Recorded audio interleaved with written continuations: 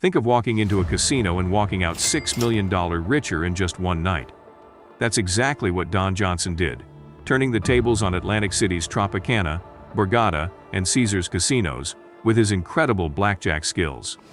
How did this unassuming man pull off one of the greatest gambling feats of all time? Let me tell you about Don Johnson, the man who shook up Atlantic City's gambling scene like no other. Don's story is the stuff of legends. Born and raised in a modest household, Don didn't always have his eyes set on the glitzy world of casinos. His early life was pretty ordinary. He wasn't born into wealth or privilege, and there was no silver spoon in sight. But what he did have was a sharp mind and an insatiable curiosity, especially when it came to numbers. As a young man, Don found himself drawn to the world of horse racing, where he first dipped his toes into the murky waters of gambling. It wasn't long before he realized he had a knack for it. He wasn't just gambling, he was analyzing, strategizing, and outsmarting the odds. This wasn't about luck, it was about skill and calculation. His career path was far from linear. He worked various jobs, some mundane and some intriguing, always with an eye on his true passion, gambling. Don's big break came when he took a job as a manager at Philadelphia Park, a racetrack in Pennsylvania. This position gave him a behind-the-scenes look at the gambling industry, and he soaked up every bit of knowledge he could. He learned how the house worked, how odds were calculated, and most importantly, how to find and exploit weaknesses in the system. Now, Don's transition from racetrack manager to high-stakes gambler wasn't an overnight leap. It was a gradual climb filled with risks, losses, and hard-earned victories. His initial ventures into gambling were modest. He started with smaller bets, honing his skills and building his confidence. But Don was no ordinary gambler. He was patient, disciplined, and relentless in his pursuit of mastery. His big break into the world of high-stakes blackjack came through a combination of sharp intellect and strategic alliances. Don wasn't just playing against the house, he was playing against the system. He formed a team of brilliant mathematicians and gambling experts, each contributing their unique insights and strategies. Together, they devised methods to tip the scales in their favor. But it wasn't just about numbers. Don understood the psychological aspect of gambling better than anyone. He knew how to read dealers, how to negotiate terms with casinos, and how to maintain a level head even when the stakes were sky high. His approach was meticulous, almost surgical. He negotiated deals with casinos that most gamblers wouldn't even dream of, securing favorable rules and conditions that significantly boosted his chances of winning. When Don finally hit the high roller tables, he was ready. His ascent to the top was marked by a series of impressive wins, each one adding to his growing reputation as a force to be reckoned with. The turning point came when he decided to take on the big players in Atlantic City. It was here that Don Johnson truly made his mark, winning nearly $6 million in a single night at the Tropicana. Imagine being in his shoes, sitting at that green felt table, $100,000 on the line with every hand, surrounded by a crowd of spectators and the watchful eyes of the casino's pit bosses. The pressure must have been immense, but Don thrived under it. His focus never wavered. In just 12 hours, he did what most people would consider impossible, and he did it with style and precision. Blackjack is one of those classic casino games that's easy to learn but tough to master. The goal is simple. Get your card total as close to 21 as possible without going over. You're playing against the dealer, not the other players at the table. Here's how it works. You're dealt 2 cards, both face up. The dealer gets 2 cards too, one face up and one face down. The value of the cards is straightforward. Face cards, kings, queens, jacks, are worth 10. Numbered cards are worth their face value, and aces can be either 1 or 11, depending on which is more advantageous for you. Now you look at your cards and decide whether to hit, take another card, or stand. Keep your current total. The tension comes from not knowing the dealer's hidden card. You have to decide if you want to risk going over 21 by hitting, or hope the dealer's hand isn't better than yours by standing. If your hand exceeds 21, you bust and lose the round. Then there are a few strategies and terms you need to know.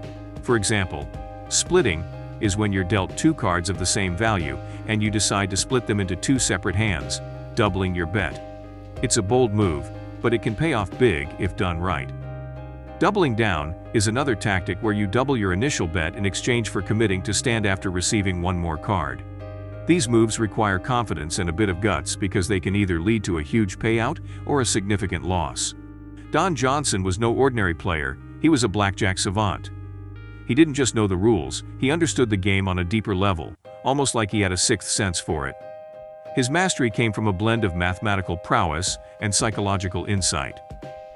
Johnson wasn't just playing cards, he was playing the system and the people within it. His preparation was meticulous. Johnson didn't walk into a casino hoping for a lucky streak.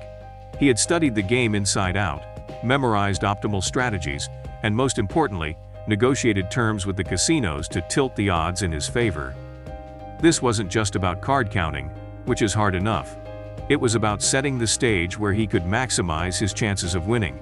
For instance, he ensured that the rules of the game were slightly modified in his favor, things like lower house edge rules, better payouts for certain hands, and limits on how much he could lose in a session.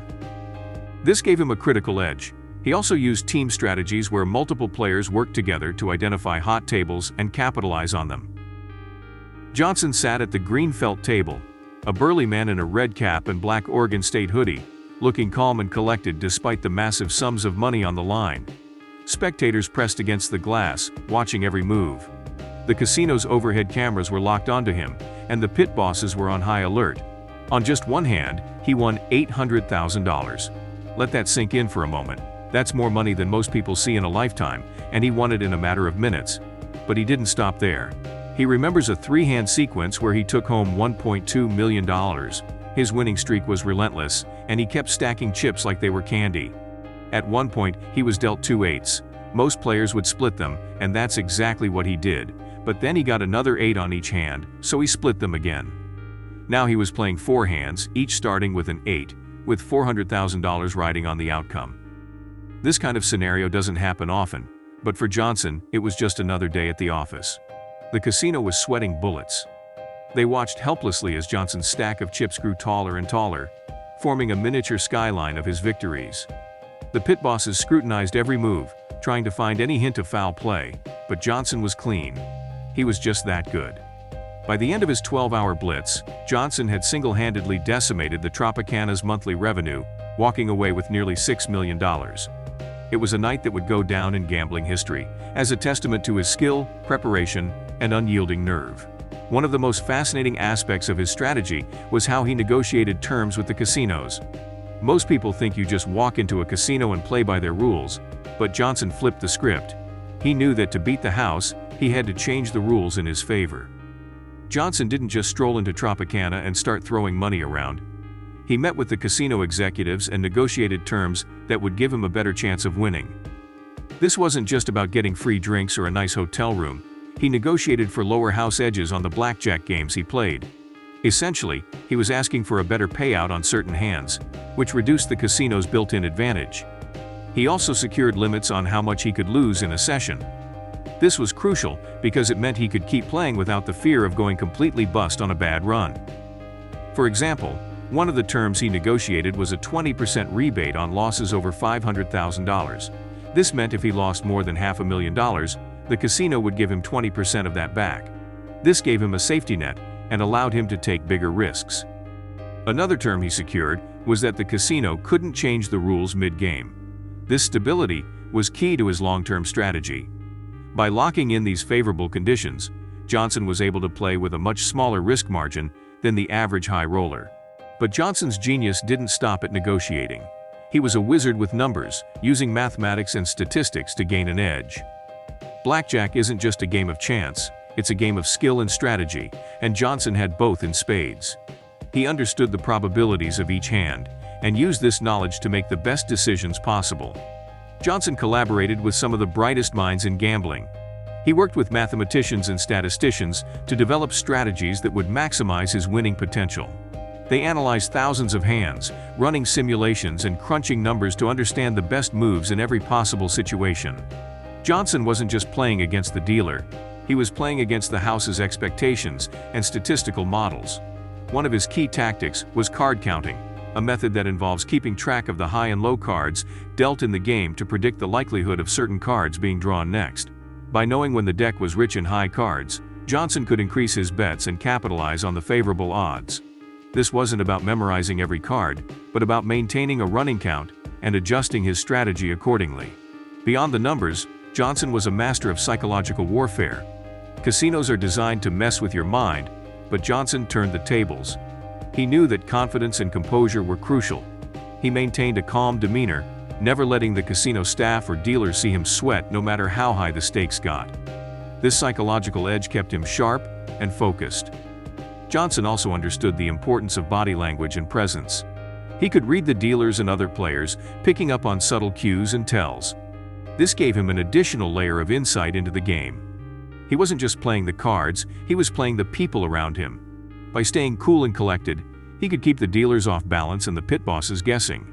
After that legendary night at Tropicana, where Johnson walked away with nearly $6 million, the casino was left reeling. The immediate financial hit was devastating. Casinos like Tropicana operate on the assumption that the house always wins. So a loss of this magnitude in one night wasn't just unexpected, it was a full-blown crisis.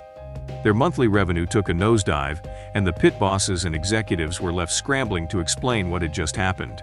But Tropicana wasn't the first to feel Johnson's wrath.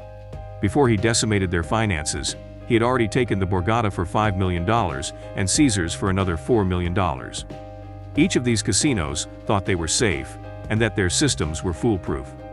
But Johnson proved them wrong, one high-stakes hand at a time. The combined losses from these three casinos amounted to a staggering $15 million, leaving a gaping hole in their balance sheets. These weren't just small losses that could be brushed off.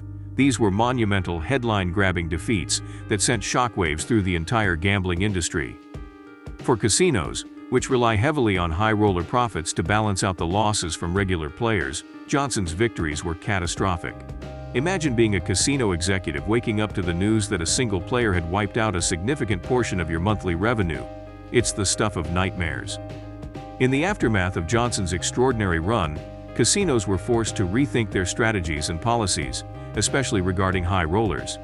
They realized that their standard procedures weren't enough to protect them from a player of Johnson's caliber. The immediate reaction was a tightening of rules and a closer scrutiny of high-stakes players. One of the first changes was in the negotiation policies. Casinos became much more cautious about the terms they were willing to offer high rollers.